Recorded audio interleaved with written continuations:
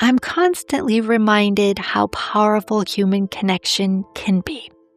My guest today, Ashley, is a shining example of what happens when people lead with compassion and purpose. Imagine being a 5'1" woman walking alone to your car at night, only to find yourself in the middle of an attempted mugging. That was Ashley.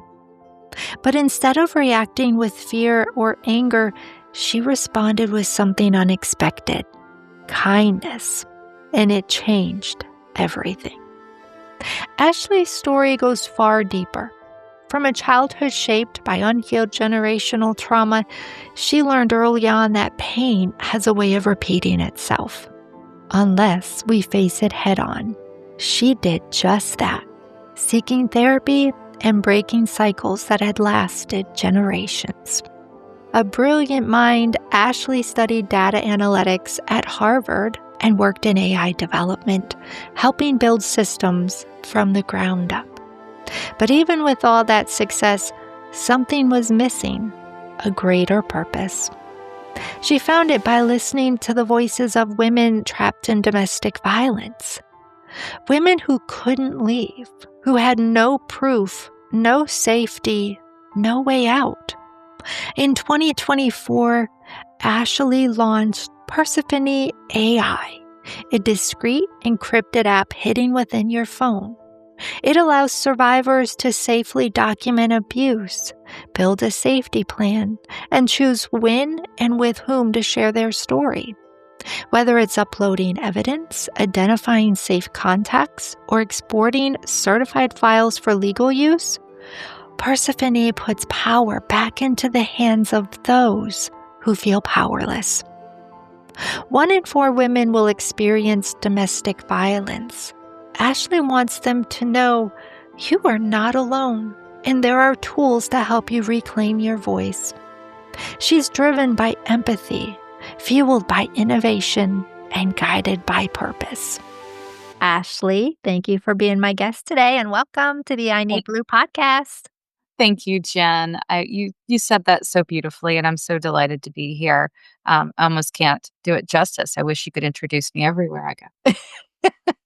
No worries. I like to travel. Why not? Well, I have had the pleasure of talking with you before today and getting to know a little bit more about you and your story. I know we wanted to talk about this mugging, but the reality for you is it is not only one time that you had somebody actually point a gun at you. It happened several times. But today we wanted to focus on the story back in 2012, because when you told me, I was like, oh my gosh. And I know that the audience is going to take away that same reaction. So if it's okay, can we start with that story? We can, absolutely. So, as you mentioned, it was back in 2012. I was in my 7th year of living in New Orleans. I was a up and comer in my career and a woman in my 20s. And I'll admit, I was out a little late and I had parked my car in a part of town that wasn't that common for me. But I'd lived in New Orleans for almost 7 years and I never really had an incident, though I'm aware that crime exists and can exist anywhere. And as I'm walking to my car, all of a sudden, I hear from behind me, um, give me your money. And I freeze. I thought, did I hear something? And then I hear it again. And so I turn around and I'm standing face to face with a man who's probably only 6 or 8 inches taller than me. And I look up at him and I go, I'm sorry, what? And he repeats it for the 3rd time. And honestly, I fawned. I did a fawn response, which is not abnormal for people that are seasoned in trauma. When they know they're entering a high stress situation. And I went full Southern Belle. I was like gripping pearls, going, are you speaking to me? And he said, yeah. And then I realized he had a gun in his hand and he was pointing it at me. And he said, yes, you. And I looked around and there was no one else there. And I thought, this isn't good because I didn't have much on me in the way of cash, but it was my cell phone. It was my car keys. I was a block away from getting inside my car. And if I truly gave him everything that I had on me, I was going to be on that street with no transportation and no way to call for help and no money in the short run, and it was dark. But nonetheless, Fawn kicked in and I handed him all my things. Um, and for some reason, I just felt this strong urge to do something different. And I looked at him and I looked in his eyes and I saw that desperation. I saw his humanity. And I said, "Look, don't shoot me, but I'm going to hug you." And he froze and I grabbed him in the middle of the street and gave him a hug. And he didn't move right away, but then he hugged me back. And I said, while I was holding him in a long hug, "I think you're having an even worse day than me. If you need the stuff, you need the stuff, but do you wanna sit down and talk about it?" And he's got tears in his eyes, and he said, "Yeah, I'd really like that." So we sat on the curb of this dark road, and we talked about it. His name was Alfonso. He said he'd been trying and trying to get a job, and nothing was coming through for him, that he was working as a dishwasher, but he had kids at home, and he was desperate. And I said, "Well, look, I'll help you any way I can. I'll ask around for jobs, though we're not off to a great start. Let's work it from here. I'll give you the cash that's on me. It'd be great if you let me keep my car keys." you know? And he asked me for a ride. And so I gave him one to a place in New Orleans called Mid City. But when he got into my Fiat 500 convertible in the middle of the night, I said, "Alfonso, you can't get in my car with a loaded gun. So let's solve for that." And that's when he pulled the slide back and a bullet flew out of the top and landed on my floorboard, and I realized that gun was absolutely loaded, cocked, and ready to go. Because the next day I'd find that bullet under my floor mat. And I told this story first to my mother, who was just beside herself. Like, she was already terrified coming from a small town in Louisiana that I lived in New Orleans. And to hear your daughter in her 20s tell you this story, you just fear for her at all times. Most people think it's a great act of humanity. My therapist asked me if she should be concerned for my own well-being and sense of personal safety because most people wouldn't jeopardize themselves for that. But again, for me, it was really I just saw his humanity and thought, what does it take? Uh, the things that flashed in my mind were, what does it take in your life that a 5 foot tall woman walking down the street in the night becomes the way you solve your problems? What had to happen to you? Because I do not believe, for the vast majority, I don't believe people are bad people. I think life is hard. I think people are desperate. I think they're hurting. I think they're stressed. I think they're asked for things that are hard to deliver on. And I don't think we, in a lot of ways, set up society to make that easier. And we live in this invisible caste system. And Alfonso and I Mhm. are part of that. So Wow. Even hearing the story again, it gives me chills every time. Like I'm glad that you're safe. And it is remarkable that you gave a hug because somebody who literally was in the same situation where behind me I heard give me all your money and turn around to a masked man pointing a gun at me. I In that moment for me, it wasn't give a hug because I had several other people that my actions were going to determine the outcome of that situation. But to be able to see beyond the danger and to see the humanity is amazing. And I think that can be applied to so many situations in our life. Like you said, we're in unprecedented times. It's like things just get harder and harder. So many distractions, so many pressures. The art of listening is, like you said, sometimes people just want somebody that will sit down and listen to them. Do you wonder where Alfonso is today? even to this day, I do. I know that that night had an impact on me that I will carry with me for many years and that I still think about him. And I wonder if I had a similar imprint on him, Yeah. if that was a pivotal moment in his life, or if it helped at all, if it changed anything in him the way it changed something in me. Um, I would leave New Orleans not long after that, and truthfully, if I'm back in the city, I'm a lot more cautious. Mhm. You know, I certainly don't think that you get 2 of those, but I do hope that I had a positive impact on his life by showing him an act of kindness while he was in an act of desperation. Yes. What did it change in you? I think it really solidified that it's okay to trust yourself in a moment of distress. And something that I will say about abuse and trauma is one of the cornerstones that it breaks down in a person is you stop trusting yourself and you start looking outward for someone else to tell you what to trust. And so a big part of recovery from that is learning to trust your own instincts. And so my instinct on Alfonso was that this was the right next thing to do. And that's what I did. But at the same time, it was a fawn response. And we have fight, flight, freeze, and fawn.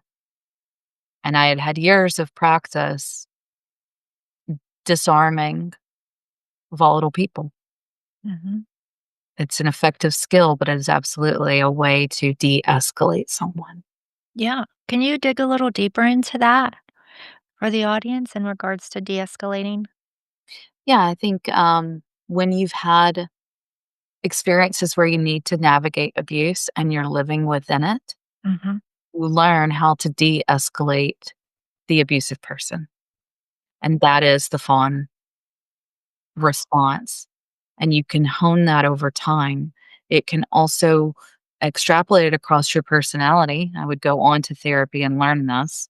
I was not aware with Alfonso on the street that night, but people that you hear self describe as a people pleaser, desperately fearful of judgment of others, that look for validation outside themselves, or so scared that they're going to upset someone that they might lose a person. Those things are likely tied into people pleasing is a strong component of I want to be liked by you. I Mhm. want you to be happy with me. If you're a people pleaser, you're likely very good at the fawn response because you know how to make a difficult person de escalate or otherwise feel pleased with your actions. Being a people pleaser can also mean that you don't want to lose people. And so you have an abandonment wound. So if we look back in your past, did you have a parent that you became estranged from? Did you grow up without two active parents? Is there a reason that you're constantly seeking to not lose people in your life? And all of those things can come together into cultivating a fawn response. And I would go to hundreds of sessions, trauma therapy, to learn this about myself.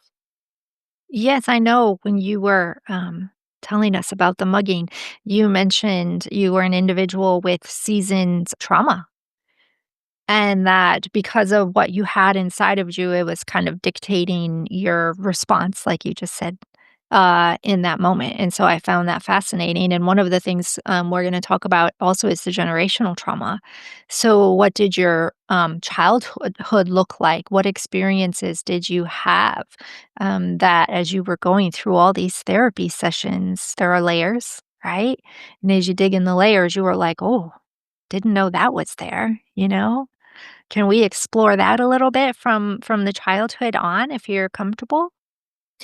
I didn't understand that I should go to therapy or that I even had a reason to do self growth until I became a mother myself. And in part, it was because I realized that my instinct was to reenact what I knew from my own childhood, which Mhm. was likely their reenactment of what they knew from their own childhood. And if you go back a few generations in my family, my grandmother was a beautiful woman, and it was a dark family secret, but her parents, both mother and father, committed suicide. Oh. And mom when she was young, um, and dad when she was 18, and she was bounced essentially from family member to family member until someone stepped in and said, "We'll raise her as our own." And I don't think a family line just bounces back from that. That's going to require that someone heal the underlying causation of how those people came to that point of desperation. Yeah. And something that I strongly live by as a mom of 3 little boys now is what you don't heal, your children will feel. Mhm. That's very real for me in my life, and I think for many other people, because we will reenact what we know to be true from when we were little. And if something about that does not sit right with you, or if that was hard for you when you were a child, Yeah. it's really your responsibility as an adult to go deep and understand how you could alter that for little people in your care. That's how you begin to disintegrate the generational trauma that we see running Mhm. through families. That is powerful. This statement, what you don't heal, your children will feel. Like, I feel that. As a mom myself, I wished I would have known that 20 years ago, when I gave birth. I know I only look 29, but Yes, absolutely. You speak it young. and so I do because even me, I look back, I was like, wow, at 49, I wished I would have known everything I know now. I would do it differently. But the thing is we can't go back, right? We can't have a do-over, but what we can do now is for other parents listening who, are hearing this and who are feeling this like I am, is talk about it. Mhm, Children are adults now. Talk about it. Now you have an opportunity of, hey, let's rethink this. Let's talk about a different way that maybe if your kids do this, that we could handle it differently. Let your children have a voice. I grew up in the year to be seen and not heard. We had tape mhm, put over our mouth if we talked back. Like you weren't given that opportunity. And nowadays, with everything our children face, they need that space, right? We talk about creating space for each other, survivors, adults, whatever it is, but we forget about the little people that they mhm. need space too. So what you just said is so powerful. Thank you. Thank you, and, I wanna make sure I cover the other side of the spectrum, which is I equally have found you cannot be, at least in my experience, we each get our own, um, an adequate parent if your entire parenting modality is to overplease, placate, and accommodate your children.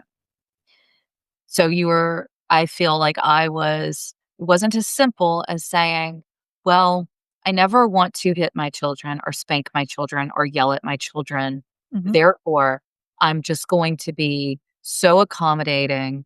I want them spoiled. I want them happy all the time. If they're not happy, I've failed as a mother.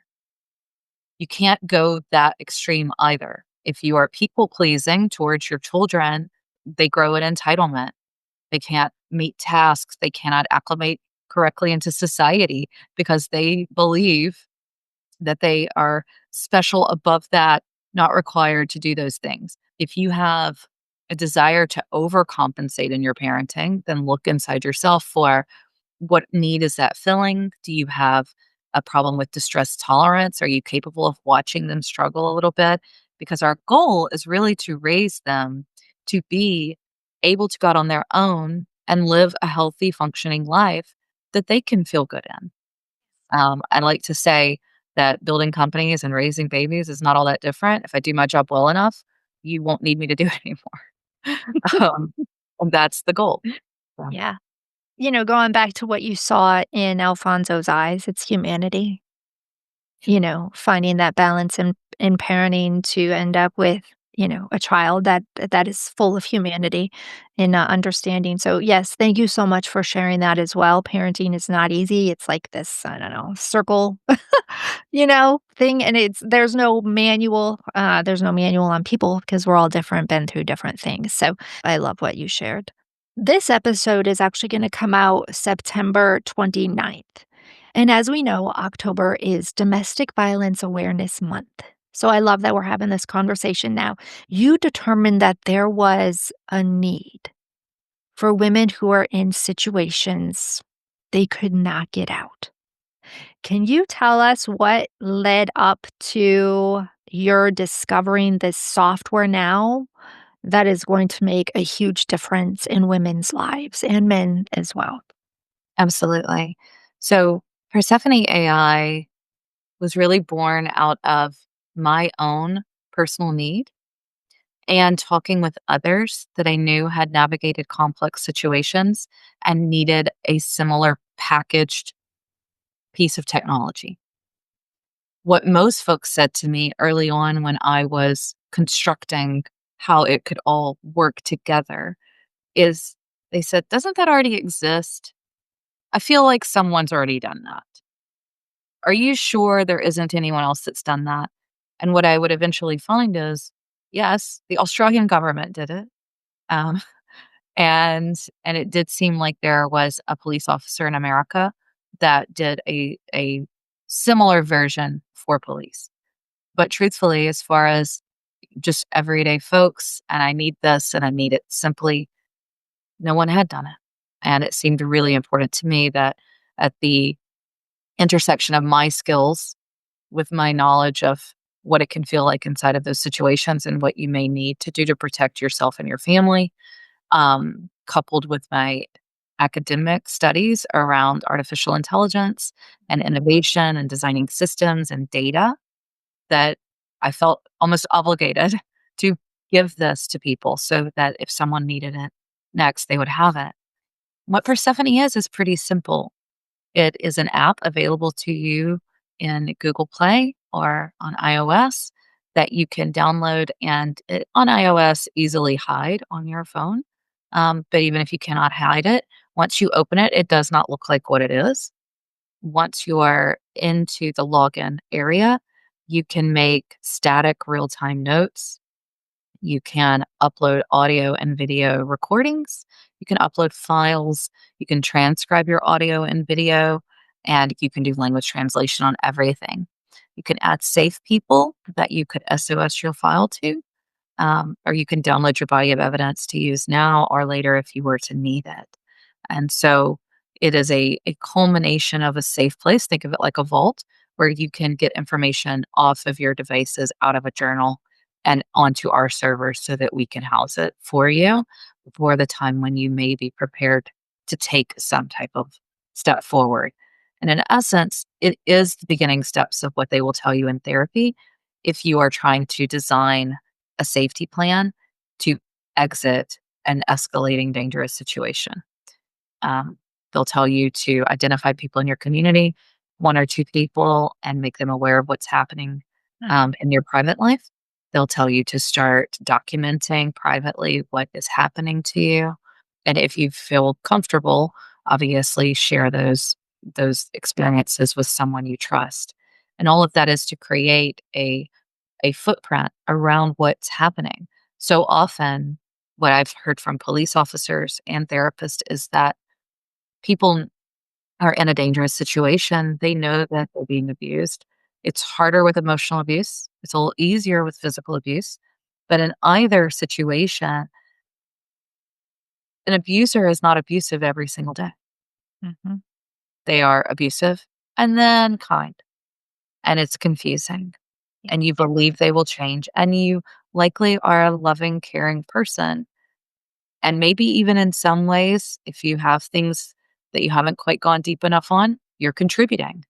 And it becomes kind of back and forth, and you're both a little toxic. And it can be messy, right? But you do normally have a primary aggressor that is creating the cycle. And then you may be reacting to the abuse. So these situations I've found get incredibly complicated. And what I always encourage someone to do is document anyway. And if you want to do that discreetly, you can do it at Persephone. Because the writing down, the act of writing it somewhere, the act of taking it out of yourself and putting it in a location is the first tiny act of rebellion. It also might help you see that this is repeating for you, that this is ongoing and prevalent. And if you ever are ready to exit, you also have a documentation history. There's a lot of power in that. Yes. Um, Personally, I think people, legitimately so, can be scared to document. And that fear is real, um, because it's a betrayal to someone you've likely shown loyalty to during abuse. But that is your future cloak of protection. It is hard to navigate a crisis and keep a clear mind and know what to do next, or to think ahead to, how is this affecting me? How is this affecting my children? Right. So I typically encourage people to document, use Persephone or use something, but start writing down your lived experiences. Hmm. Number one, great tool. Like I said, the stats are 1 in 4 women. So there's a lot of us. Yes, Um, yes.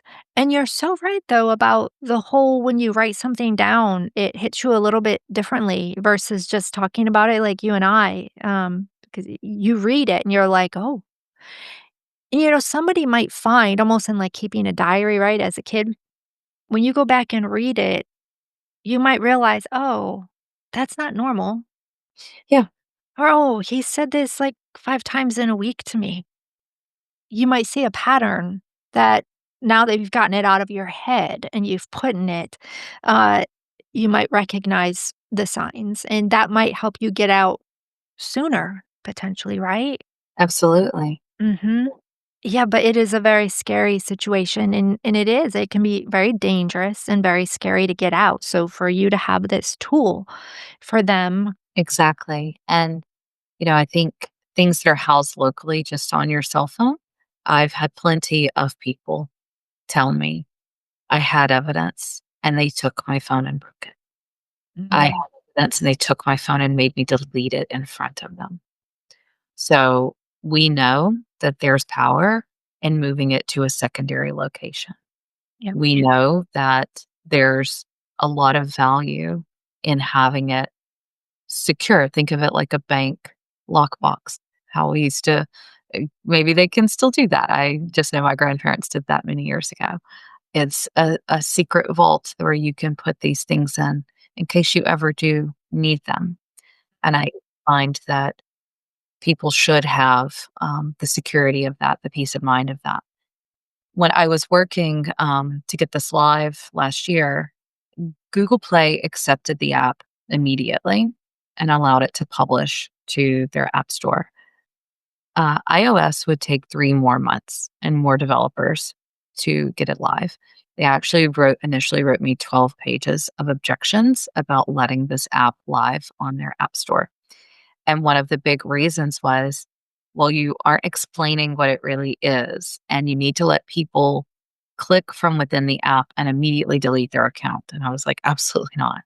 I'm going to have to argue with you, Apple. I don't want to do that because I it's not that I don't want people to have the authority over their own data. Absolutely, I care about that. And if it is legitimately the person that Persephone is protecting, then we can delete your data. But what I don't want is to make it too easy from within the app, if it were to be found, to say, push the button and delete your file. So we compromised at a hold where there would be a brief hold before we would permanently delete anything so that someone could come back around and say, you know what, actually, I think I'll keep that. But it's meant to be thoughtful with these fail safes in mind of real world scenarios. What happens if they find it on the phone? What happens if they tell you to delete it? And our job, once you are a user of Persephone, is to do everything we can to protect the integrity of your evidence for as long as you need us to. They can export the file into PDF form, or they can request an SOS send to police or to their safe people that they've identified in the file. Let's say you've got a best friend or parent that knows that this situation is ongoing and you want to release your file to them. We can do that for you at your request. They can be stored on your account as backup users, because maybe the situation escalates and with the click of a button, you need to send an SOS. You can also package it and give it to police if you need us to do that. Really, just you control where it goes. And the one thing that we've been asked to build in that I think we will likely do in the next iteration, and is hard to talk about, but some version of what they call a dead man switch, which would be at the user's discretion. If I'm not logged in after this amount of time, release my file, Ah, because the presumption is something may have happened yep. and we don't want it to go unknown that you are storing evidence. Yes. And that would be an optional feature to our users that I have been thinking about implementing as people have brought it up. Yeah, I was just going to ask you what's next. And so, interestingly enough, you shared that. Um, so you have a background in data analytics, AI, and whatnot. So how did that influence outside of experience? How did that influence? Like, man, I got to do something. I think it was a huge influencer. I actually initially studied risk management and insurance in undergrad, and I went on to learn how to build insurance companies. I've always worked in understanding the dynamics of risk pooling, data capture, how to design systems to capture the right data so that you can later better understand what you're doing and how it's affecting people and how to price those things. And so I wanted to go back to school mid career and receive a more formal training in the data analytics space. And that's what I did, which exposed me to just an entire world of case study learnings, innovation, how some of the big household names that you know designed their companies and made them innovative and forward thinking. And it was there that Persephone first started to come to life for me. So I actually vetted it for multiple years inside of academic arenas long before it ever reached the public. I think what really matters is that we're always thoughtful about what we do with the information we hold. And so Persephone is specifically designed so that no one reads your entries and no one should. One problem that I personally had with the way things are set up is, especially if you have children, if you disclose that in therapy and the children are impacted in some way, there is an obligation to report you to CPS. Now, I'm not going to take any strong stance on if that's good or bad. I'm merely going to say that when we tell abused women that if they talk, they might now have CPS wanting to get involved or in relationship to their children, and those same people may or may not have access to money to change their circumstances overnight, we've essentially trapped you there. Right. We've said it's not safe to tell people, there's no money to get you out. Mhm. And so from my own learned experiences, I thought, if it's this hard and I have a career, what are other people going through? There's got to be a better way. And so, Persephone, big picture, is an entire suite of products. And the ones that I'm the most excited, I think, to arrive and build include relationship insurance. So, insurance is my background, and there are ways to price it so that if you needed a certain starter capital to exit, you could make a claim for that. And then it could reset your life so that you would not be held in a situation due to the financial implications of leaving. I've also, in that same modality, is sexual assault insurance for people to buy for their families and protect. Let's say you have a child going off to college. Let's say that in general you just know the risks of moving through this world, and that the incident rates are high. These are products that should exist, and I would love to see them come to life. Then the final one is body cam telematics jewelry. You're allowed first party record in 38 states, which means as long as you're aware of it, it's likely legal to do that without notifying the other person. And I've met with engineers here in Houston on what it would take to prototype this type of technology because it is far enough along. And the concept would be that we could embed this in jewelry it would be discreet and it would live stream to Persephone servers. And then when you're in your app, you could say reject the footage, it was no big deal, or keep the footage. I've just caught something really important on the record. And so I just think all of these things allow innovation and tech to start working for us. And when you think about these numbers, 1 in 4 women um, in their lifetime will experience abuse. There is no reason.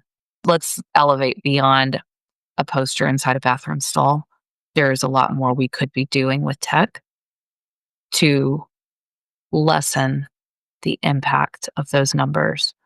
Um, and I would love to be a part of bringing that to life. Yeah. Absolutely. Like everything you said is just kind of going through my head. I'm thinking about the different insurances. That's fascinating. Never would have thought of that. There are people who don't believe in life insurance to begin with. You know what I'm saying? So how do you get them to recognize here's what the statistics say and here's why I'm not saying that it's going to happen to you, but what if it does? Like at least you're a little bit prepared or prepared in a certain way. Well, yes, exactly. And we insure against many things at Mhm. this time. And but at the same time, folks will tell you the biggest decision you'll ever make is who your partner is. Mhm. So how do we recognize that prenups aren't for everyone, but you still need to be thoughtful about protecting your future? And that this would be a way to normalize that and equalize among people as they choose a relationship. Interesting. It'll be really interesting to see how that's going to evolve and manifest itself. So, definitely gotta keep me posted on how all of that progresses. Absolutely. Is there a website where they can learn more? There is. It is Persephone.ai. Alright. Ashley, thank you for your heart. Thank you for your humanity. Thank you for being willing to come and share. Thank you for addressing a need and creating something for others. So I truly appreciate you. I'm so excited to be able to share this again. This is going to be great. But anyway, thank you so much for being here and being my guest on the I Need Blue podcast. I really appreciate the opportunity to come on and talk about um, my own life and what I've done with Persephone AI. And thank you for the support. Oh, you're so welcome.